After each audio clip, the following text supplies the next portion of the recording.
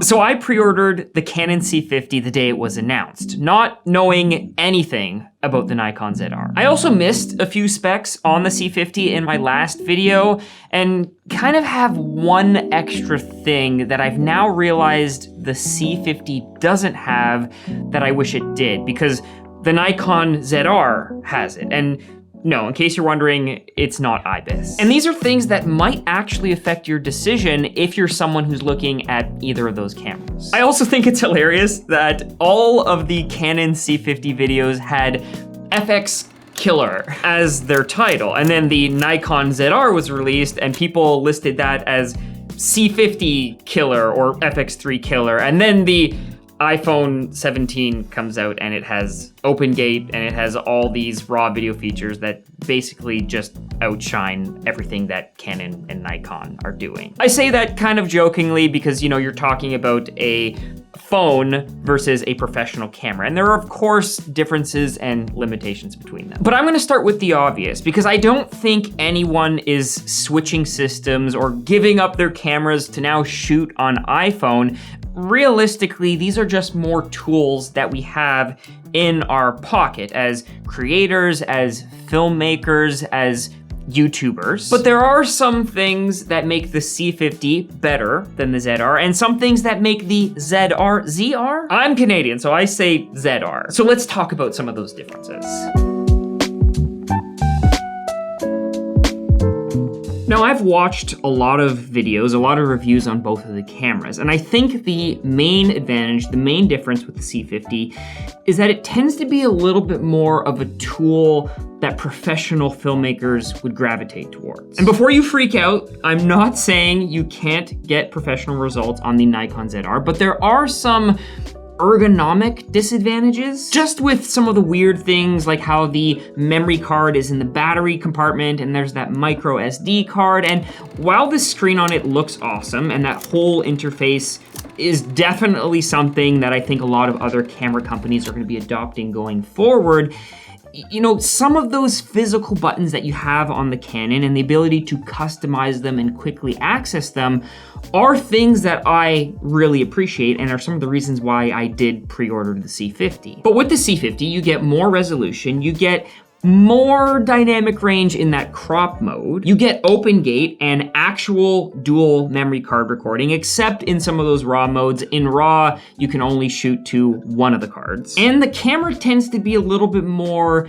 consistent overall, meaning between changing your frame rates from 24 to 60 to 120, there is no crop, which is the one thing I need to confirm from my last video is that the C50 doesn't add any additional crop in those high frame rates. Unlike the Nikon, which does add an APS-C, like a 1.5 times crop when you're shooting in 120 frames per second. But the Nikon ZR has in-body image stabilization, it has IBIS, it has 32-bit audio recording, which is huge, and it has a faster sensor readout. Now, keep in mind that it is a 6K sensor, and so a smaller resolution sensor is always gonna have a faster readout than a larger resolution sensor. And so you're looking at 9.4 milliseconds on the Nikon versus about 14 on the C50. And if you do full OpenGate 7K RAW on the C50, then you're actually stepping down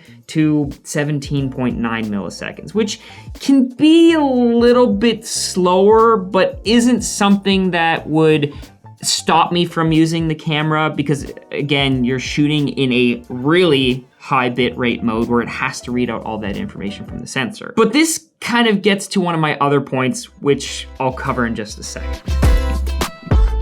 So what I find is that the C50 is a more consistent camera. It's more in line with what you'd expect a cinema camera or a compact full-frame cinema camera to be. And so the C50 is gonna be easier to rig out. Again, it has that top handle, which the Nikon doesn't have. You can put XLRs and all your professional boom mics and professional audio equipment directly into the camera. And you might be surprised to learn that no IBIS is actually preferred by the types of filmmakers who do high-end productions. Now, one of the problems I run into all the time, especially with a camera like this, so right now I'm recording on the R5 II, is that if I set my camera up on a tripod, hold on, let me see if I can demo this. So if I go from hand holding my camera to putting it on a tripod, what can happen is that in-body image stabilization, that sensor, can kind of pick a frame, and then after a few seconds, it kind of drifts back to the 0 point. Now, I noticed this a lot more on my original R5. I don't notice it as much on the R5 II, so maybe they tweaked some of the settings, but when you're in a production setting and you need the framing to remain the exact same from shot to shot, either maybe you're doing like a gimbal arm, robotic arm movement, and you're trying to match the cuts together, or you're doing some sort of slider movement, or just trying to repeat the shot, those micro differences can actually have an impact on the final product, which is also why you don't see in-body image stabilization on a camera like the Sony FX6. It's just not needed because you're rigging that camera out anyways, and let's be honest, a lot more Canon lenses like this 15-35 or the 24-70 have optical image stabilization inside the lens, which is actually something that the Sony G Master equivalents don't have. And having used both, if I had to choose between optical or sensor stabilization, meaning I could only have one or the other, I would choose optical 100% of the time, because I still can actually turn it off. All I have to do is hit this little switch. See how the framing just moved a little bit? That's with the optical stabilization, but the same kind of principle applies with that shifting, that zeroing out of the sensor with in-body image stabilization, or IBIS. The other thing that I think is hilarious is that a bunch of commenters said, well, the C50 looks so boxy. Well, it is kind of like a mini box camera, and keep in mind that it is shooting RAW. The FX3 doesn't shoot RAW, and so the Canon fan design is a little bit beefier. Now, that's just from the side. If you look at it from the top and you actually compare it to like the R5 II that I'm shooting on now, the overall depth dimensions of the C50 are actually less. And that's partially due to the fact that the R5 Mark II, the viewfinder, got deeper because of all like that eye tracking that they added. But again, those aren't deal breakers for me. Those aren't things that would make me choose like a Nikon ZR over a Canon C50 or a Sony FX3 over a Canon C50. Some of the things I would have maybe liked to have seen on the Nikon ZR would have been a less compromised design, or I guess that's a weird way to put it, but a design that was more in line with the FX3 or the C50. Meaning you have all those full-size ins and outs, a full-size HDMI, timecode, all those little add-ons that really make a camera a cinema camera. So if I had to rewind the YouTube clock to a couple weeks ago when everyone was talking about FX3 killers and C50 killers, I would actually say the Nikon ZR is a Blackmagic pocket killer. Because of how small it is actually a camera that would fit in your pocket. And then we have raw video, the kind of outlier to the side that some cameras have and then some don't, and then we complain if it's not, and then even when we have it in our cameras, we kind of don't really use it. Like at one point, I was considering getting a red Komodo just to have access to RAW and all of the bit rates.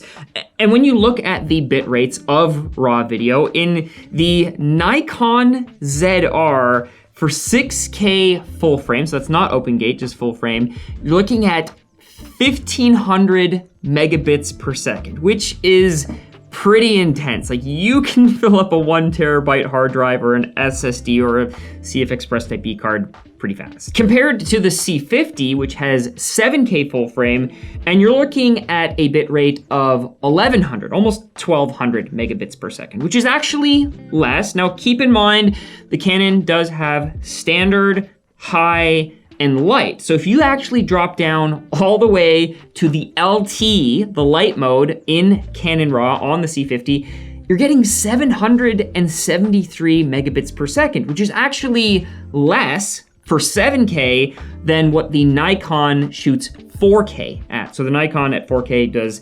710 megabits per second. But that's still a lot of data. Most of the time I'm shooting in about 150, maybe like 250 megabits per second, just for standard H.265 video. So that's not RAW. But if you are gonna shoot RAW and you don't wanna waste a ton of hard drive space, I think the better approach is to process your files first, because with RAW, you can set the white balance, you can make all of your tweaks to your shadows and your highlights, and have a lot more flexibility than working with a 10-bit H.265 image. So I would take that RAW, process it, and save it as some sort of intermediary codec, like a ProRes at a slightly lower bit rate, but then burn in some of those adjustments that I would have made. And again, that type of flexibility is really designed for situations when you don't have control over things. If you're in a studio setting and you know the white balance and you know your lighting ratios, you're probably just gonna shoot in a 10-bit color space.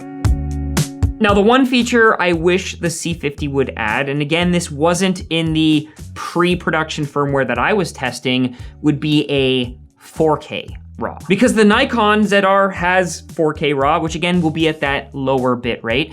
And actually the Canon R5 Mark II that I'm shooting on now also has, I think it's called C-RAW, but it's not 8K, it's not the full resolution of the sensor, it is a 4K readout of the sensor. So you're gonna get smaller file sizes, and if you're not someone who needs 8K for your workflow, then you can shoot in 4K and still have that flexibility of RAW video. Oh, and also, I mentioned this on Threads, but 4K OpenGate. So in the same way with the RAW, you can only shoot in 7K. Right now with OpenGate, you can also only shoot in 7K. Now, I think the reason for that is that at that 7K resolution, you can still get a 4K vertical crop. Now, personally, I'm not doing 4K vertical crops. I've talked about this in previous videos.